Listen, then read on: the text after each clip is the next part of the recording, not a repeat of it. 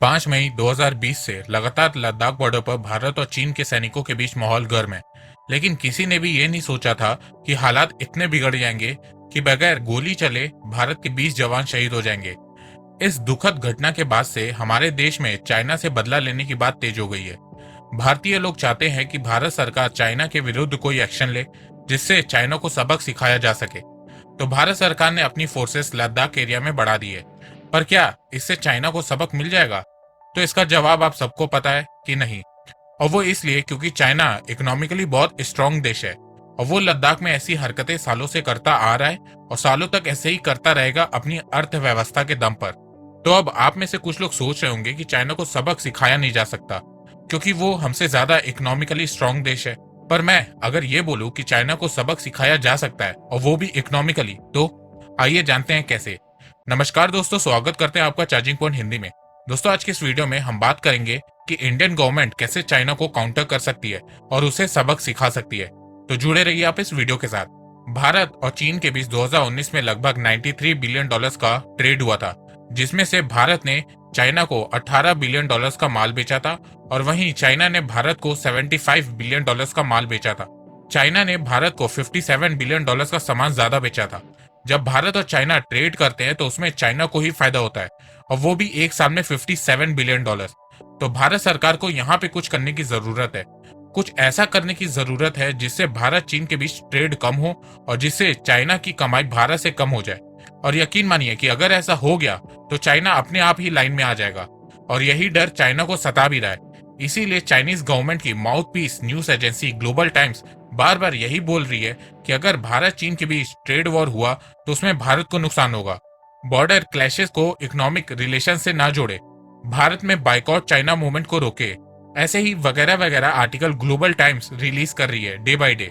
अब आप सोच रहे होंगे कि क्या भारत सरकार सच में चाइनीज प्रोडक्ट को बाइकआउट कर सकती है?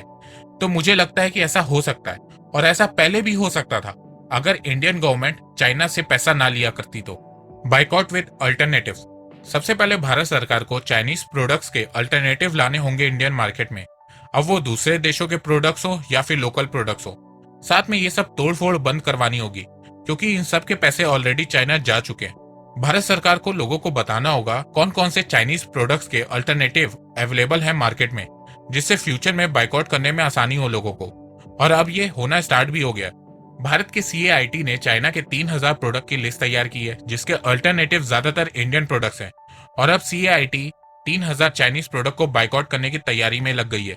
सीएआईटी 7 करोड़ ट्रेडर्स और 40,000 ट्रेड एसोसिएशन को रिप्रेजेंट करती है। सीएआईटी ने चाइना के 13 बिलियन डॉलर लगभग 1 लाख करोड़ के मार्केट को दिसंबर 2021 तक भारत में खत्म करने का टारगेट सेट किया है। टैरिफ्स।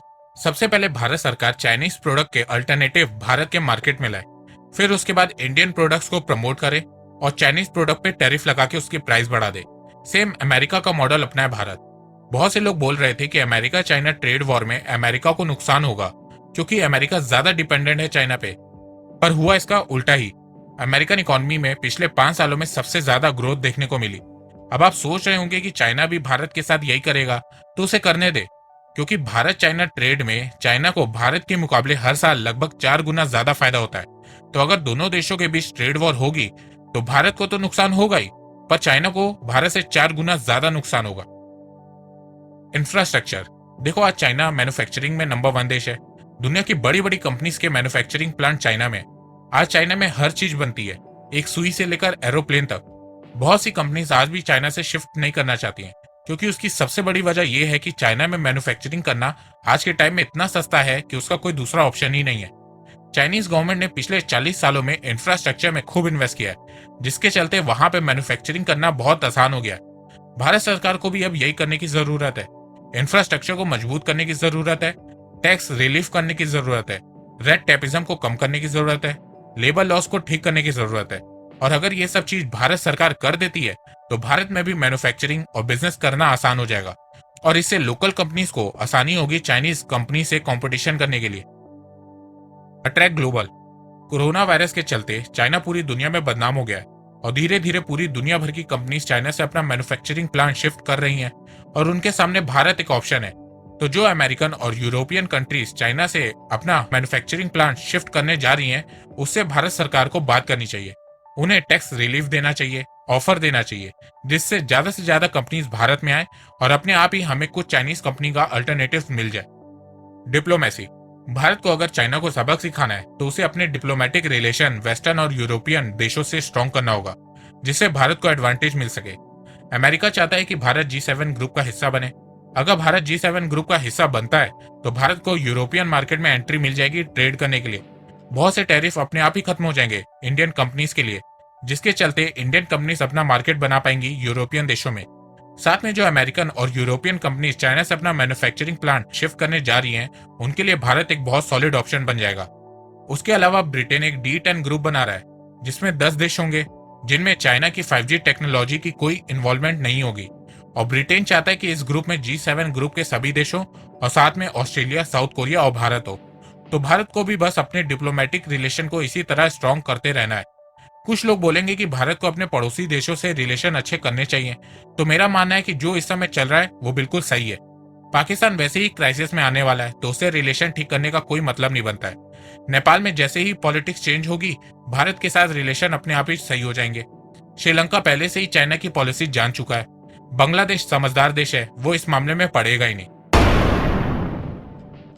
अब आप सोच रहे होंगे कि ये सब कब भारत सरकार स्टार्ट करेगी, तो मैं आपको बता दूं कि ये सब पहले ही स्टार्ट हो चुका है। गलवान क्लैश के बाद से भारत सरकार चाइनीज फर्म्स के कॉन्ट्रैक्ट्स को कैंसिल करने में लग गई है। इंडियन रेलवे ने चाइनीज फर्म को दिए 470 करोड़ के कॉन्ट्रैक्ट को कैंसिल कर दिया है। महाराष्ट्र सरकार ने 3 चाइनीज कंपनी के साथ की गई 5000 करोड़ की डील होल्ड कर दी है। हरियाणा सरकार ने यमुनानगर और हिसार में बन रहे थर्मल पावर प्लांट की डील चाइनीज फर्म के साथ कैंसिल कर दी है।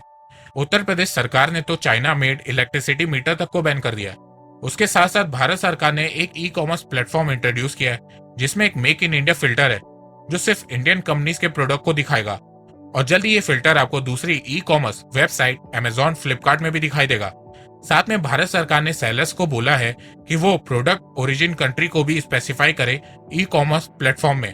मतलब कि अब सेलर को ई-कॉमर्स मार्केट में प्रोडक्ट किस देश में बना है ये भी बताना होगा। इंडियन ट्रेडर्स के ग्रुप CAIT ने 3000 चाइनीज प्रोडक्ट को बाइकआउट करने का फैसला भी ले लिया है। भारत सरकार ने चाइना के 59 ऐप्स को बैन कर दिया है। इसमें TikTok, SHAREit, WeChat, UC browser जैसे बड़े चाइनीज ऐप भी शामिल हैं। लोगों को ये भारत सरकार की ओर से की गई डिजिटल सर्जिकल स्ट्राइक लग रही है। इंडियन गवर्नमेंट ने BSNL, MTNL और सभी प्राइवेट टेलीकॉम कंपनीज को बोल दिया है चाइनीज इक्विपमेंट को बैन करे। भारत सरकार ने चाइनीज फर्म के कॉन्ट्रैक्ट को कैंसिल करने के लिए एक रूल सेट किया है कि 2000 करोड़ तक के कॉन्ट्रैक्ट सिर्फ भारत की लोकल कंपनीज को ही मिलेंगे। कोई ग्लोबल कंपनीज इसमें हिस्सा नहीं ले सकती हैं। और अब भारत सरकार ने इंडियन आर्मी को भी खुली छूट दे दी है भारत चाइना बॉर्डर पे। देखो, इन सब चीजों से नेगेटिव इम्पैक्ट भी पड़ेगा भारत पे, पर वो कुछ टाइम के लिए होगा। कुछ इंडस्ट्रीज को लॉस होगा भारत में जो चाइनीज प्रोडक्ट पे डिपेंडेंट है। कुछ प्रोडक्ट्स की प्राइस भी बढ़ेगी, प्रोडक्ट्स के ऑप्शन भी कम होंगे, पर फायदा भी देखा जाए तो बहुत है। हमारी लोकल इंडस्ट्रीज का कंपटीशन एक तरीके से कम हो जाएगा। लोकल इंडस्ट्रीज ग्रो करना स्टार्ट कर देंगी। भारत का ट्रेड डेफिसिट कम हो जाएगा। भारत चीन पे निर्भर नहीं होगा। भारत खुद आत्मनिर्भर होगा। इन चीजों में टाइम लगेगा, पर अगर ऐसे ही चलता रहा तो आने वाले 2-3 सालों में आपको इसका रिजल्ट जरूर से दिखेगा। तो दोस्तों, अगर आपको ये वीडियो पसंद आया तो आप इस वीडियो को लाइक कीजिए। और अब आप मुझे सपोर्ट भी कर सकते हैं पेट्रियन के थ्रू और यूट्यूब में ज्वाइन बटन के थ्रू। मैं ऐसे ही पॉजिटिव वीडियो लाता रहूंगा आप लोगों के लिए। तो अभी तक के लिए बस इतना ही। धन्यवाद। जय हिंद, जय भारत।